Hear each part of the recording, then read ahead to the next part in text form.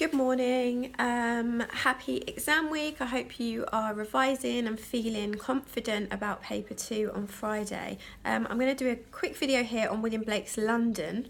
There are a couple of poems that I haven't actually got around to making videos about, so I'm going to work my way through as many as I can so that will help you with your revision for whichever of those 15 you're asked about. I think it's a possibility that London could come up. Last year we had a war poem, we had Bayonet Charge, some of the sample papers have been on Ozymandias, Storm on the Island. Realistically, we prepare for any outcome. So you've got London. So the title of the poem is significant. This is a poem about ultimately the place. It's about London as a place, as a city, and ultimately about the divide between rich and poor that existed within that city. The power of the government, the power of the church, the power of the wealthy, the power exercised by the powerful. So true to form, we'll have a think about the opening, we'll have a think about the ending, and we'll look at some of the key ideas and the key images. So the opening of the poem, you've got, I wandered through each chartered street, down where the chartered Thames does flow, and mark in every face I meet marks of weakness, marks of woe. So we just think about that for a minute. I wander, just wandering around the streets of London, but it's each chartered street. And if something's chartered, it's owned by the wealthy, it's owned by the rich, it's owned by those in power. And the adjective chartered is repeated there by Blake. And what's quite interesting is we have the quite clear juxtaposition, or the oxymoron, if you like, of the chartered Thames. The Thames is, as you know, a river. River is made up of water. Water flows freely. So we get this contrasting image, really, of a free-flowing, what should be a free-flowing river, it's reference to water, actually being chartered, owned, monitored. So that as an image gives us a sense of how heavily monitored the people of London were, especially the lower classes, and how that free flow, which could represent their freedom, is restricted by the powers that be. So repetition is a technique that you can talk about significantly for the opening of the poem, because not only is the adjective chartered repeated, but we get the repetition of marks also. And I mark in every face I meet, marks of weakness, marks of woe. Now, the very image of a mark, it has connotations of pain, a mark, a scar, something that has been inflicted upon someone. So marks of weakness and marks of woe. And the reference there to weakness really reflects a lack of power in the citizens of London, and woe is another word for sadness. So there's a woeful feel to the place, and there's definitely aspects of weakness. Now, as the poem progresses, just in the very next stanza, Blake actually picks out specific examples. He talks about chimney sweeps, he talks about soldiers, as the poem progresses. So we get these specific, in every infant's cry of fear, in every cry of every man. So again, the repetition of cry. Cry is another word in every cry, so it's a noun in that respect. But don't get too carried away with nouns and verbs and word classes in the poetry. Think more about the images. So the image of every, not some, every, that might be a hyperbole, an exaggeration, but in every cry of every man, in every infant's cry of fear. So you've got the whole spectrum there. Whether you're a man, whether you're an infant, they're all crying. They're all scared in every infant's cry of fear. And then we have that really, really powerful image of the mind-forged manacles. Manacles being another word for handcuffs. Mind-forged. The mind-forged manacles I hear. So again, here we have a different kind of power. It's not necessarily the power of physically imprisoning people. It's not necessarily the power of perhaps in Ozymandias, where he mocks them, he sneers at them and he commands them. But it's a really quite manipulative form of power, the mind-forged manacles. The idea that the powers that be, those in charge, the state, are brainwashing people, are ensuring that the chains that people are in, the restrictions that are in place, they're in the mind-forged manacles. There are lots of key images there. I often say look at the beginning, look at the end, look at the title. So if you look at the end, you've got this reference to the youthful harlots. Again, it depends how deep you want to go with that. But again, we've got this idea, youthful has connotations of innocence, opportunity, your life's ahead of you. Yet these young girls, these young women, there was no other way for them to make money and to get by. So they end up being harlots, which are prostitutes. And the plagues, the reference to the plagues and the disease that was rife, particularly sexually transmitted disease.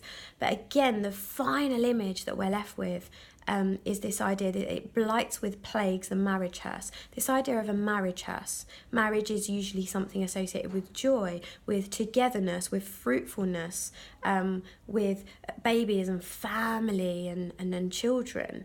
And yet a hearse is a vehicle that carries a dead body. So again, that oxymoron at the end gives us that sense of duality. Duality. The idea that the rich are living one way, but the poor are suffering immensely. And it really highlights the divide between the rich and poor there. And the final image I'll talk about again is Blake makes reference to the hapless soldier. A soldier is normally someone we associate with having strength, being able to protect, being brave, and yet hapless, this idea that even a soldier is feeling that weakness and that sense of helplessness and hopelessness. And the hapless soldier's sigh, something that you generally do when you're fed up, runs in blood. Think of that as an image, runs in blood down palace walls. And in the emigre we get reference to walls, actually. Walls often are used to symbolise a divide. So that reference to running in blood down palace walls, the idea that the royal and the rich and the wealthy are protected behind these walls, and yet on the outside of these walls we get this image of blood. Now, in terms of context, we've been through this in lesson, but Blake wrote this at the time where there had been a French Revolution. He had spent time in France and he'd seen that firsthand. And just to recap, you've got the theatrical production of Les Miserables, there's a film version of it. And this idea that the lower class, the lowly, the poor, the downtrodden in France, they got together, they united and they revolted against their government. And much like Toussaint Louverture in Checking Out My History, they won, they succeeded, they overthrew their government, and their government lost power. So what we are seeing in Blake's London is the result of the British government's fear.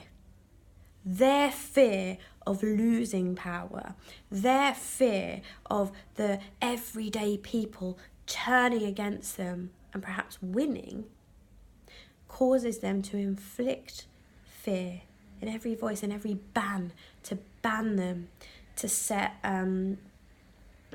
immense boundaries for them, to set curfews for them, to ensure that they felt weak and they felt woeful. So you get two levels of fear there, the fear of the government, that they're going to lose power, and the fear of the people. And they were kept in oppressive conditions, nothing impressive about it, oppressive conditions. So in terms of comparisons, I think that Ozymandias goes beautifully with this, to be honest with you, because there you get Ozymandias as the tyrant. There are lots of contrasting images there, the mocking, the sneering, the cold command, and the fear that he inflicted upon people. But we get it thousands of years later, where his colossal statue is now a wreck, his visage, that face of power, that sneering face, is shattered in the ground. It's this idea, well, power doesn't last. Whereas in London, we get it in the present tense. You know, he's wandering through the streets, he's living at the time, and he's describing what he sees. And it's very real to those people. Just like in Egypt, it would have been very real to those people, but Shelley gives us the power of hindsight and the idea, well, that kind of power doesn't last. So in Blake's London, you get the blackening church, the blackening church appalls, you get the government oppressing people, whereas in Ozymandias it's just one man, it's the tyrant king. But in both instances, you get this clear sense of those in power oppressing those who are not in power. In Ozymandias, it's clearly the sonnet form. We talked in that video about how the sonnet form could be used to represent this idea that he loves himself, he's in love with himself. Sonnets were traditionally love poems. In Blake's London, you have a very clear rhyme scheme throughout. If you look at the stanzas, they're more or less equal in length. And again, that reflects the regimented nature of life in London, how everything was just so. The rhyme scheme, the equal lengths of the standards show just how controlled people in London were. So as with anything, you are absolutely free to compare it to any poem that you think is sensible, but do make sure that the poems have enough in common for you to be offering clear comparisons. There are parallels with tissue, the idea of the buildings, if buildings were paper, I might feel their drift. The idea that buildings represent power, they represent governments, but it's that softness that we want, and that completely contrasts with the poem London. You could even perhaps make links with checking out my history, this whole idea of the history books being looked back on and looking at people who were oppressed, much like the citizens of London. The poorer citizens of London were oppressed, but those people in in John Agard's poems, such as Toussaint Louverture, can't say it, Mary Seacole, Nanny of the Maroons, this idea of these characters rising up despite their oppression, rising up and standing up and speaking up, and quite often achieving the impossible, which was the fear of the British government in Blake's London, was that people could achieve the impossible. And of course, because of what happened with the French Revolution, we know that it's not impossible for poor people to realise, quite a deep poem really, to realise their power, realise their strength. So yeah, I hope that's been hopeful, useful, brain dead this exam week. Luckily, I'm not brain dead in terms of the analysis. So feel free to drop me an email, ask me any questions if you're stuck on anything. But hopefully that prepares you for Blake's London. Speak soon. Bye.